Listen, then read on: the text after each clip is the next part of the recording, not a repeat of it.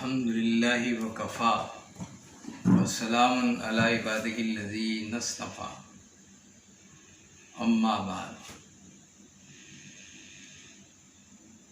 دوستوں اور بزرگوں، آپ سبھی حضرات کا استقبال میں کرتا ہوں اور آدم علیہ السلام سے متعلق بات چل رہی ہے۔ تھوڑا پھر ایک بار ہم پیچھے ہٹیں گے اور ذہن نشین کرنے کے لیے پھر شروع کی وہ بات بیان کریں گے جہاں سے بات شروع ہوئی تھی۔ حق تعالیٰ نے فرشتوں سے یہ کہا تھا، وَإِذْ قَالَ رَبُّكَ لِلْمَلَائِكَةِ إِنِّي جَاعِلٌ فِي الْأَرْضِ خَلِيفَةً قَالُوا أَتَجْعَلُ فِيهَا مَن يُفْسِدُ فِيهَا وَيَسْفِكُ الدِّمَاءَ وَنَحْنُ نُسَبِّحُ بِحَمْدِكَ وَنُقَدِّسُ لَكَ۔ حق تعالیٰ نے فرشتوں سے فرمایا تھا کہ میں عنقریب زمین پر اپنا ایک خلیفہ بناؤں گا۔ فرشتوں نے تعجب کرتے ہوئے عرض کیا کہ رب العالمین، آپ زمین پہ ایسی مخلوق کیوں پیدا کرنا چاہ رہے ہیں کہ جو زمین پر فساد کرے گی اور آپس میں ایک دوسرے کا خون بہائیں گے؟ اور ہم تو آپ کی تسبیح و تحلیل میں مصروف رہتے ہیں اور آپ کی پاکیزگی کو بیان کرتے رہتے ہیں، پھر ہمارے ہوتے ہوئے کسی اور مخلوق کو پیدا کرنے کی ضرورت کیا ہے؟ یہ فرشتوں نے عرض کیا حق تعالیٰ سے۔ حق تعالیٰ نے فرمایا، انی اعلم ما لا تعلمون، جو میں جانتا ہوں وہ تم نہیں جانتے۔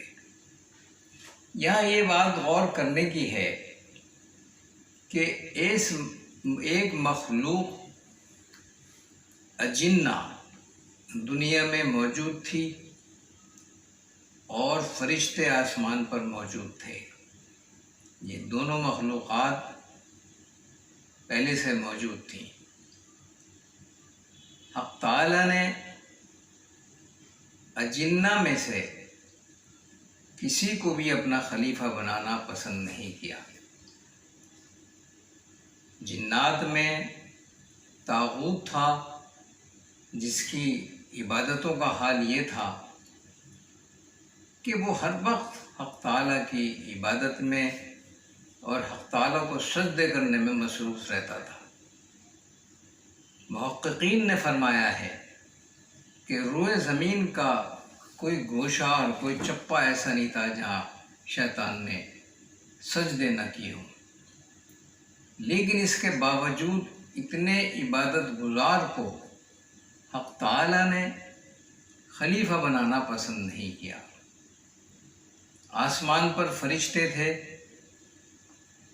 بے شمار فرشتے ہر پل ہر لمحہ حق تعالیٰ کی عبادت میں مصروف رہتے تھے، اور ان میں حضرت جبرائیل علیہ السلام جیسے برگزیدہ فرشتے بھی تھے جو تمام فرشتوں کے سردار ہیں، لیکن ان کو بھی حق تعالیٰ نے اپنا خلیفہ بنانا پسند نہیں کیا۔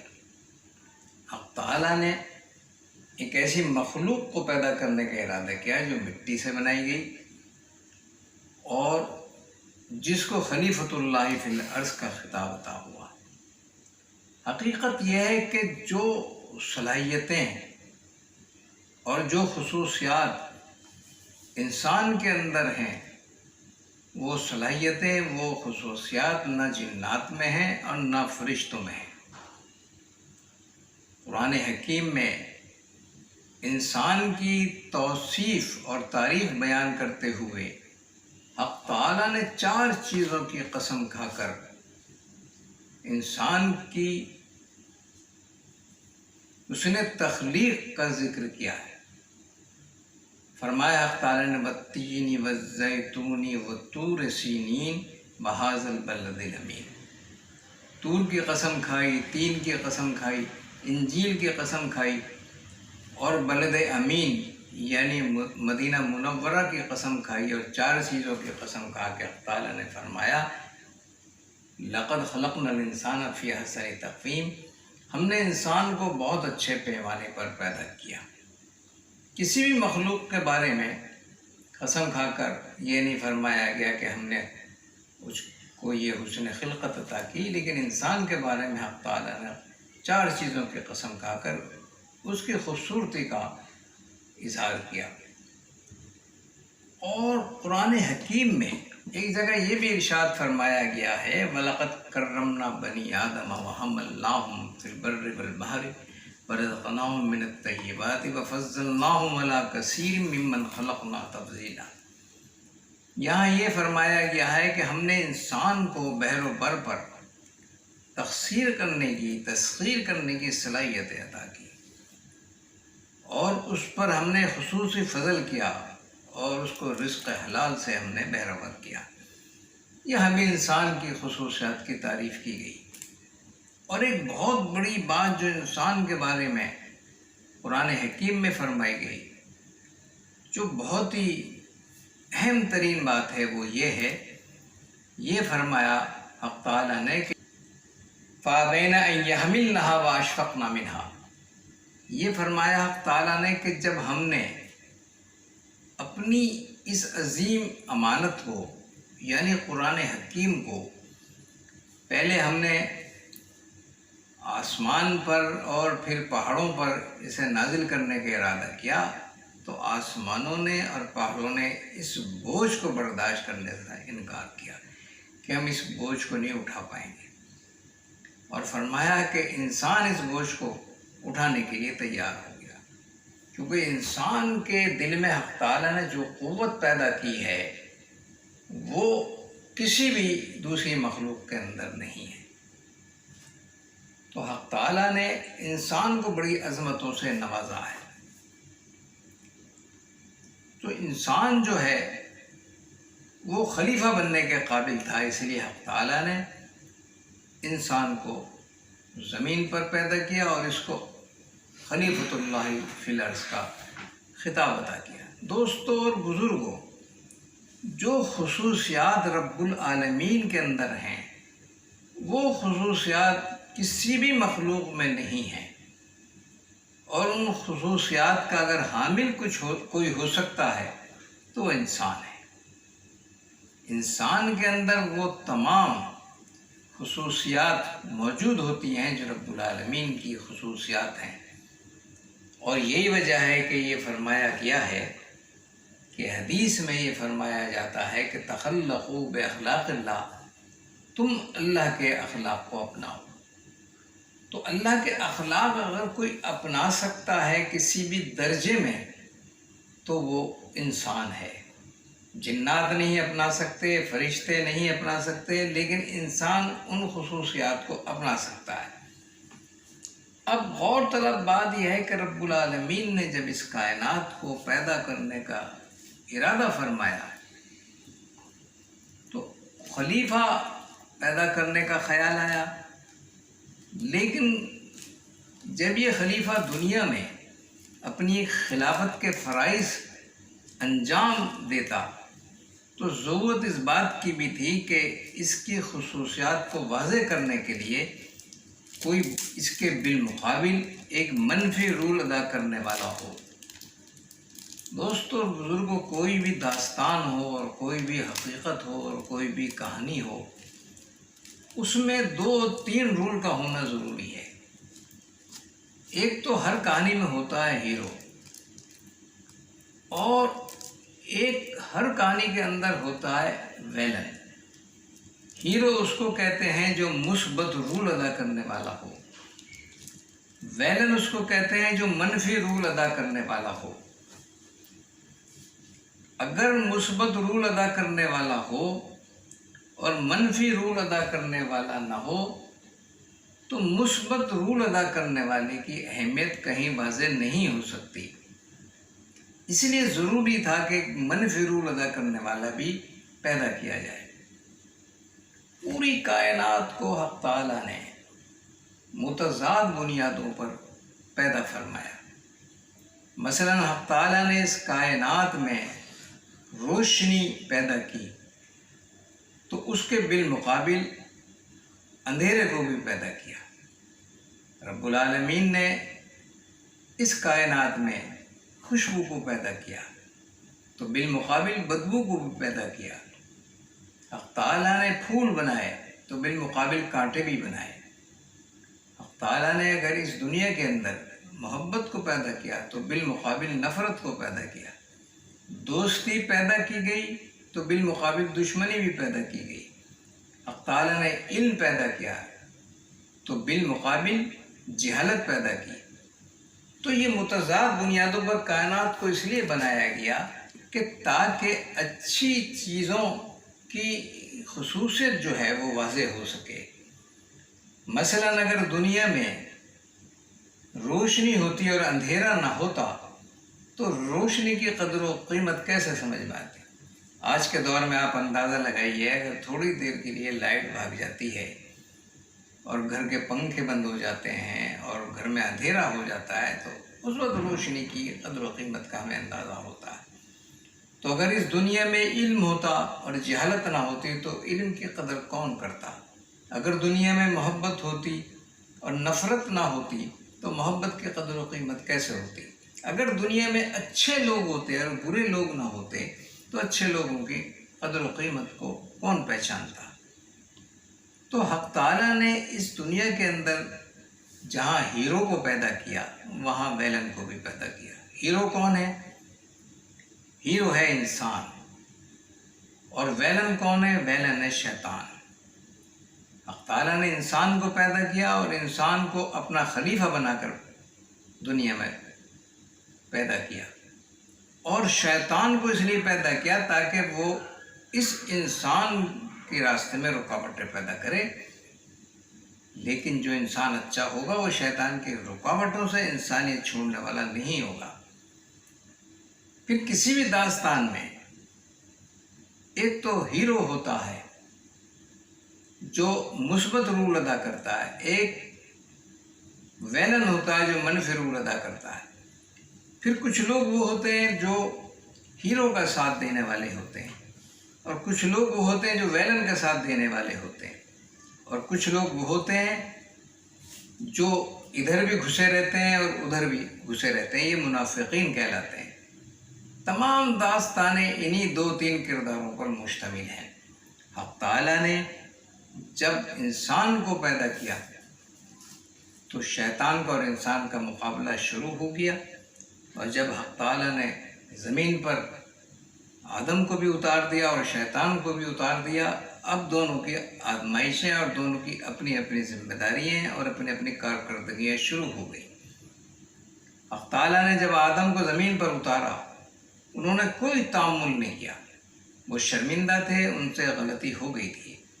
اور جب شیطان کو اتارا تو شیطان نے 4 خواہشوں کی فرمائش کی اور حق تعالیٰ نے اس کی وہ خواہشیں پوری کر دیں، اور جس کے بعد اس نے حق تعالیٰ سے صاف صاف لفظوں میں کھلم کھلا یہ کہہ دیا کہ میں تیرے بندوں کو تیرا بننے نہیں دوں گا۔ حضرت آدم علیہ السلام کو میں نے عرض کیا تھا کہ لنکا میں اتارا اور حضرت حوا علیہ السلام کو جدہ میں اتارا۔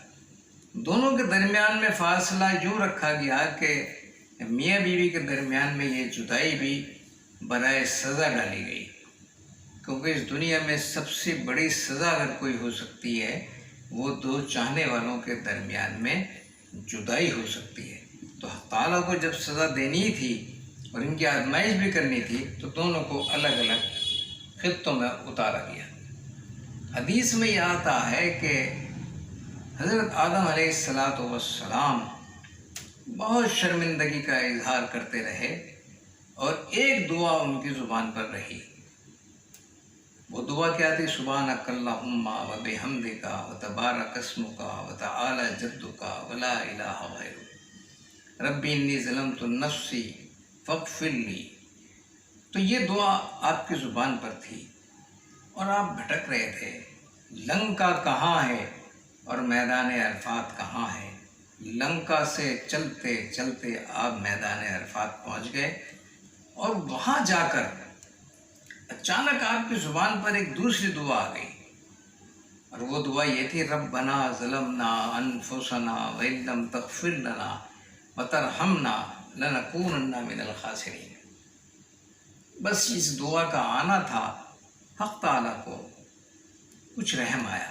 حضرت جبرائیل علیہ السلام نے جب حضرت آدم کو ہر پل ہر لمحہ گڑ گڑاتے ہوئے، آنسو بہاتے ہوئے، آہو زاری کرتے ہوئے دیکھا، انہیں بھی رحم آ گیا، اور انہوں نے حق تعالیٰ سے فرمایا کہ اب تو آدم کی دعا کو قبول فرما لیجیے اور اب تو آدم کو معاف کر دیجیے۔ تو حق تعالیٰ نے فرمایا جبرائیل سے کہ ابھی آدم کی ایک آزمائش اور کریں گے، اور اس کے بعد پھر ہم اس کو انعامات سے نوازیں گے اور اس کی دعا کو بھی قبول کر لیں گے۔ تو حضرت جبرائیل علیہ السلام نے فرمایا کہ وہ آزمائش کیا ہے؟ تو حق تعالیٰ نے فرمایا کہ تم جنت سے 3 چیزیں لے کر جاؤ آدم کے پاس، ایک علم، ایک عقل اور ایک حیا، اور آدم سے کہو ان تینوں میں سے کسی ایک چیز پر وہ انگلی رکھ دے اور ایک چیز کو وہ اختیار کر لے۔ اگر اس نے وہی چیز اختیار کر لی جو ہم چاہتے ہیں تو آدم امتحان میں پاس ہو جائے گا، اور پھر ہم اس کی غلطی کو معاف کر دیں گے۔ حضرت جبرائیل علیہ السلام جنت سے یہ تینوں چیزیں لے کر آدم علیہ السلام کے پاس پہنچے، اور حضرت آدم سے کہا کہ یہ 3 چیزیں میں لے کر آیا ہوں، ایک علم ہے، ایک عقل ہے، ایک حیا ہے، ان 3 چیزوں میں سے آپ کو کسی ایک چیز کا انتخاب کرنا ہے۔ تو حضرت آدم نے کچھ سوچا اور اس کے بعد عقل کو اپنے ہاتھ میں اٹھا لیا۔ حضرت جبرائیل علیہ السلام نے آسمان کی طرف دیکھا، اب تعالیٰ نے وہی فرمائی کہ آدم جیت گئے، آدم پاس ہو گئے۔ حضرت جبرائیل نے پوچھا کہ عقل کی کیا اتنی اہمیت ہے کہ آدم پاس ہو گئے؟ تو تعالیٰ نے فرمایا کہ عقل ہی سب کچھ ہے، جس کے پاس عقل ہوگی وہ علم ضرور حاصل کرے گا، اور جو علم حاصل کر لے گا حیا اس کے پاس خود بخود آ جائے گی۔ گویا کہ عقل ایسی چیز ہے جس کے پاس علم بھی آ جاتا ہے، جس کے پاس حیا بھی آ جاتی ہے۔ آدم علیہ السلام کی دعا میدان عرفات میں قبول ہو گئی، اور اس کے بعد حضرت حوا سے لنکا میں پھر آپ کی ملاقات ہوئی۔ لنکا میں حضرت آدم علیہ السلام کا مزار آج بھی ہے، اور لنکا کے قریب ایودھیا، جس کا پرانا نام تھا مدینۃ الاولیاء، کیونکہ وہاں آج بھی اولیاء اللہ کے 100 سے زیادہ مزار موجود ہیں، اور حضرت آدم علیہ السلام کے وہ بیٹے جن کو نبوت ملی حضرت آدم کے بعد، حضرت شیس علیہ السلام، ان کا مزار بھی ایودھیا میں موجود ہے۔ دوستو اور بزرگو، ایودھیا کا صحیح ترجمہ یہ ہے کہ وہ جگہ جہاں یدھ جائز نہیں ہے۔ ایودھیا ایک متبارک زمین ہے، ایک مقدس زمین ہے، یہاں یدھ اور جنگ جائز نہیں ہے، ایک اعتبار سے دارالسلام ہے۔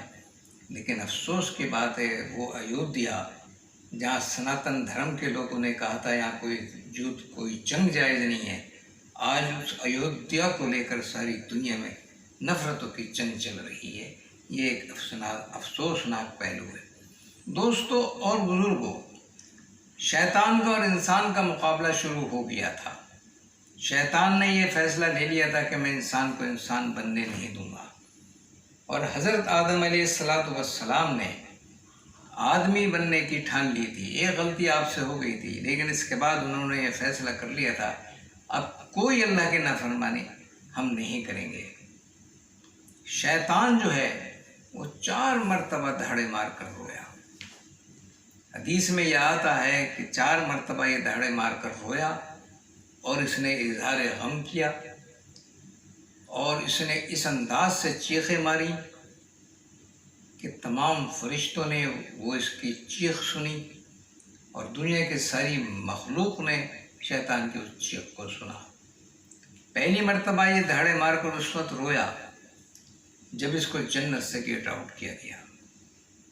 اب دوسری مرتبہ یہ اس وقت چیخ کر رویا جب اس کو آسمان سے زمین پر اتارا گیا، اور تیسری مرتبہ بزرگوں نے فرمایا ہے کہ یہ اس وقت رویا جب سورہ فاتحہ نازل ہوئی، اور اس سے پہلے جب یہ رویا جب نبی کریم صلی اللہ علیہ وآلہ وسلم کی ولادت ہوئی۔ 4 مرتبہ یہ چیخیں مار کر رویا، لیکن اس نے انسانوں کو بہکانا شروع کر دیا۔ حضرت آدم علیہ السلام جو ایک انسان کی حیثیت سے دنیا میں پیدا ہوئے، اور انسان کے بارے میں صاف صاف یہ فرمایا گیا ہے کہ الانسان مرکب من الخطاء والنسیان، انسان جو ہے وہ خطا اور نسیان سے مرکب کر کے پیدا کیا گیا ہے۔ یہ ممکن نہیں ہے کوئی انسان ہو اور اس سے غلطی نہ ہو، غلطی ہر انسان کرتا ہے، لیکن دوستوں اور بزرگوں، جو انسان غلطی کرنے کے بعد اپنی غلطی کو محسوس نہیں کرتا اور اپنی غلطی پر شرمندہ نہیں ہوتا تو وہ انسان شیطان بن جاتا ہے، اور جو انسان اپنی غلطی کو محسوس کر لیتا ہے اور اللہ کے سامنے شرمندگی کا اظہار کرتا ہے اور اللہ کے سامنے توبہ کرتا ہے تو وہ انسان آدمی بن جاتا ہے۔ رب العالمین تمام انسانوں کو آدمیت کی دولت سے سرفراز کرے۔ محترم دوستوں اور بزرگوں، اس واقعے کا آخری حصہ انشاءاللہ اگلی گفتگو میں ہم آپ کے سامنے رکھیں گے، اور اس وقت ہی ہم آپ کو یہ بتائیں گے کہ آدم علیہ السلام کی غلطی اور ان کی توبہ اور شیطان کے بھٹک جانے سے کیا کیا ہمیں سبق ملتے ہیں، اور ہمیں آدم علیہ السلام کی توبہ سے اور شیطان کے تکبر سے کیا کیا سبق حاصل کرنا چاہیے۔ انشاءاللہ اگلی ملاقات میں یہ واقعہ مکمل ہو جائے گا۔ وآخر دعوانا الحمدللہ رب العالمین۔